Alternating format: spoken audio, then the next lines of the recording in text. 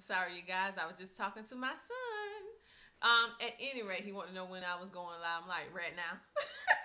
But at any rate, the question is, should middle schoolers still do hands-on activities?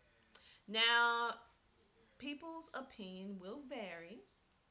However, I feel that like some people feel like middle schoolers they're too old to do hands-on stuff like lab books and interactive notebooks, let's see, notebooking and other things that's hands-on, things like that would help with manipulatives and different stuff would help with the educational process.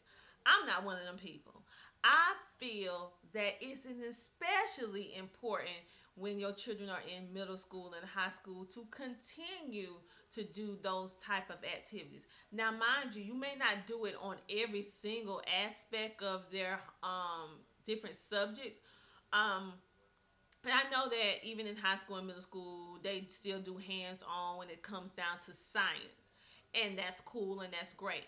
But what about language arts? What about math? What about literature and language arts? What about art hands on other than painting? What other kind of things that you can do? Can you do clay work? All kind of different things. I feel that when you include all everything, you encompass everything with the learning process, all the senses and everything.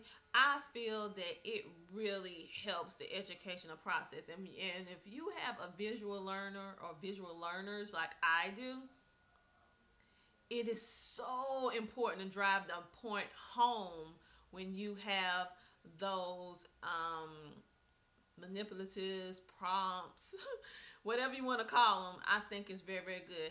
I'm even going to have my middle schoolers. I am planning a couple, excuse me, I am planning a couple activities with my children to do in the next couple of weeks. Right now, I'm just collecting a lot of free material. I'm searching online, looking for different things, dealing with biology, dealing with the cells, dealing with the brain, dealing with the human body. We already did the human body, but we're going to go more in depth with the human body. We're going to do, let's see, we're going to do language arts. We're going to do poetry. We're going to do all kinds of things. And although I'm going to still stick to the regular way of doing it, I feel that it really helps the children not get bored, so to speak, when they're moving and they're interacting with whatever you're doing. Like for fractions, we're going to redo fractions and do percentages and stuff like that. So I have cubes and different stuff with percentages. I have tiles. I have manipulatives. I have all kinds of things that focus around fractions. I have dominoes and different stuff like that. Flashcards. It helps make it easier, fun, interactive, and not boring and stagnant. Now, if you have a child that's very my daughter is very, very studious, however, and she'll do her work, and but to give a variety or give a little flavor to the educational process and make it more enjoyable for both of them, when I have these activities planned and they do them, the school day goes much, much better, and they're able to retain the information because they're not only sitting down reading a book, which is nothing wrong with that, but they're not just sitting down reading a book. They're actually reading a book, they're getting the information, they're digesting the information, and then they're putting the work into action by producing beautiful works of art or producing different lap books that center around it, the issue or whatever you're talking about, and different things that, different activities, different hands-on. They can actually go online and do different interactive things that's centered around whatever topic or subject that you're talking about. So, oh, and DVDs. That's why I love them. So, my personal opinion, everybody's opinion varies, but my personal opinion is that absolutely use hands-on activities for middle schoolers and high schoolers. It's not too babyish. It depends on how you deliver the information based on your child's maturity level.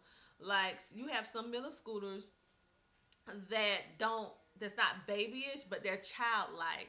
They're mature than a child, but they still like fun stuff, and that's okay.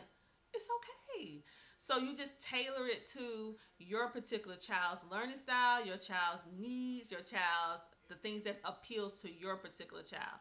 Whereas with some children, a different kind of structure. They do have lab books available that you pay for. However, you know I'm a budget Easter, and I have a very very small financial bracket with homeschooling. So I search high and low for those freebies.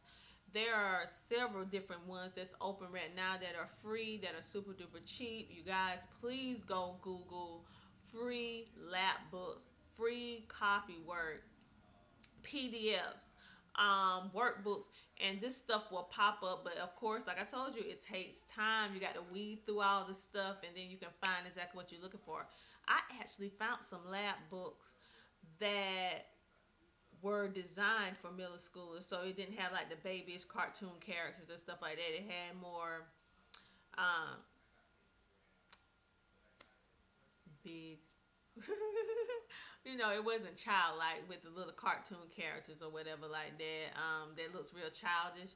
That will probably turn off a middle schooler. Be like, why do you have to me this baby stuff? Well, it's not babyish. It's very age appropriate, and it's thorough, and it's not overdone, and it leaves room for imagination and creativity. So that's what I like. What I'm working on particularly with my son is for him to really dig deep with his creativity. That's one of his challenges, like imagination driven things. He's a very literal person. He take things at face value. So for him to tap into that creative thing, he has to let go of the facts and just let go. So that's what I'm working on with my son, being more creative, being more imaginative. My daughter is super duper creative and very very imaginative. That's not a problem with her. Her problem is just centering it all, because she has so many different ideas and different things that she do. So what I'm particularly working with, her problem is want to do her own rules on certain stuff. So I have to work with her on following the rules, dealing with writing and structured writing. Like she a freehand writer. She loved to write all the time. She have stacks and stacks of notebooks. However, she sometimes pass over the proper structure of paragraphs. So we're working on that in a whole lot. She's getting better in it. She's getting better at it. My son, like we're working on creativity and stuff like that. And I'm so proud of him because he's actually starting to, when we go over different things in geography and stuff like that, he's really drawing the maps out, and he's doing them so well, like with the maps and stuff. And my daughter is doing so well with her character development, her storylines, because I told her to dig deep into the character, and work on her drawings more lifelike. And she is doing so awesome with that as well. So they both have different things that they work on. They both have things that they lack that they need to work on. Some things that they're just naturally great at. So I'm trying to help them with the things that they're naturally great at, which I don't really need to do too much. But the things that they lack, I'm trying to just help them build on that, because it'll make everything that they're good at so much better once they work on that. So I'm thinking about with him, with the creative aspect, he likes to build and stuff. So I'm looking for some inexpensive kits, maybe that he can build, wood kits or whatever. I'm thinking about possibly going to Lowe's and see if they have any scrap scrap wood, nails, hammers, or whatever. Maybe I can build my own kit, because I was checking online, and oh my goodness, you talking about expensive.